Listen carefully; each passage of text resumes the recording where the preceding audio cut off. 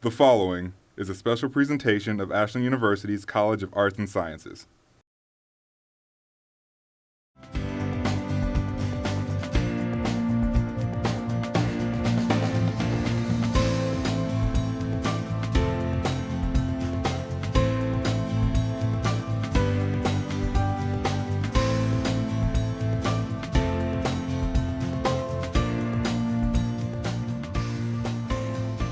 Hello and welcome to the CAS Spotlight, a show where we spotlight the different staff, faculty, and departments in the College of Arts and Sciences. I'm your host, Rebecca Ribley. With 17 departments, Ashland's College of Arts and Sciences encompasses a wide range of programs, with everything from art to history, biology to English, mathematics to communication studies, just to name a few. Today in the Spotlight, we will be talking about Ashland University's Communication Studies program and previewing their new online Master of Arts in Health and Risk Communication degree. So what does the master's program have that the undergraduate program doesn't have? Well, as you know, society's changing, and in a post-9/11 world, we can no longer separate health and safety.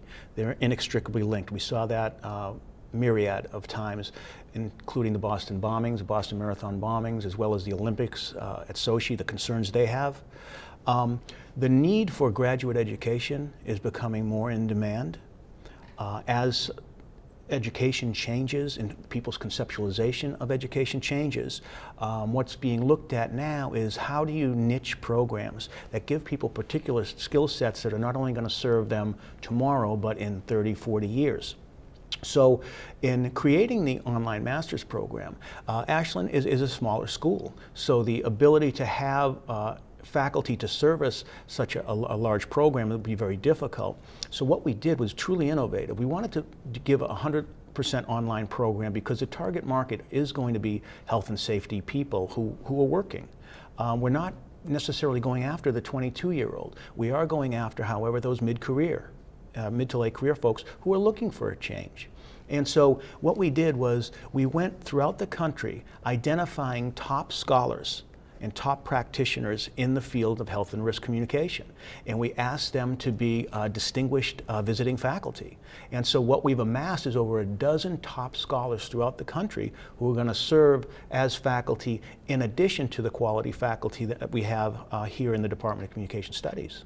Okay, so what's your cap? How many students can you take for that online program? Well, the uniqueness is it's going to be rolling out in a constant 12-week cycle. And Ashland is always concerned with giving top-notch education. So we cap our classes, even our online classes, at 22. And that's not going to change because we want to give that educational experience. We want to give these people a really unique opportunity to expand their lives and expand their skill sets in both health and safety sectors. So can you give me an example on some kind of classes that they would be taking? Sure. We have classes in risk communication. We have classes in crisis communication, health communication.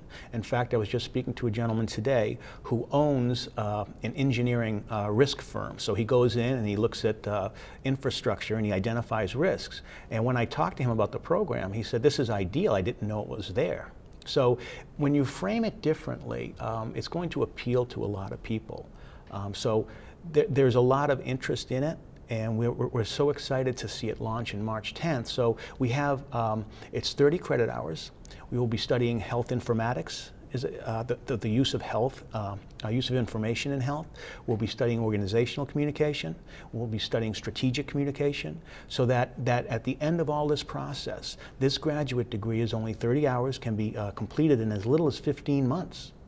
So it really is going to appeal to both it makes economic sense, it makes sense from a time standpoint, and most importantly, the quality educational experience they get is bar none the best in the nation because we have top scholars from throughout the nation. So where is the farthest place that you've gotten a student that's going to be partaking in this online program? We've got Florida, Michigan. We have 2 applicants from Ghana, and we expect we haven't even really started advertising. And so we have a ad going out in Ohio Magazine for nurses. It's going to hit over 100,000 nurses, and we are advertising in the Emergency Management Journal. So we expect to get a lot of exposure there. Now, I know you hit on this with the undergrad program. You said that it's a program that no other university has. What about this online program? Is that how this is as well? There are Master of Arts degrees and PhDs in health and risk communication. However, those are all brick and mortar. You have to attend the university physically in order to get it. This is the only 100% online MA in health and risk communication. Okay. After this break, we'll be back and we will talk more about the online program.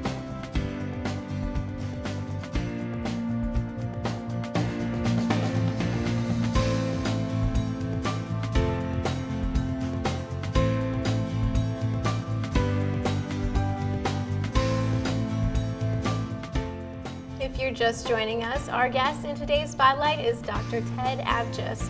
All right, we're gonna close up with a couple more questions. Mm-hmm. First of all, who exactly are you targeting for this online program? As I said before, we're targeting multiple audiences. We're targeting safety, people in the safety sectors, whether that be in law enforcement or in any sort of first responder capacity, but we're also targeting people in health. We're also targeting people in public relations, because this isn't just about safety and health, but it's also about all organizations. We live in a very interesting time where corporate responsibility is being demanded by the publics. And part of corporate responsibility is creating messages that enhance the organization's credibility. So it's not just a health-related issue, a risk-related issue, or a crisis issue. A crisis can be named anything. If we have a printing press and we start printing books wrong, well, it's a crisis. It's an economic crisis that will affect our different publics. Mm-hmm. If we have to put a boil water order through, how do we get that message so that we keep the public safe? So it's a wide variety of people, many different political persuasions, because the vast different careers that they're coming from, as well as people who simply want a change. They simply want to change. And a 15-month investment at a very, in a very short period of time can have the opportunity to recreate themselves. Mm-hmm. Obviously, this is a very exciting time for the Department of Communication Studies here at Ashland. What are you looking forward to the most?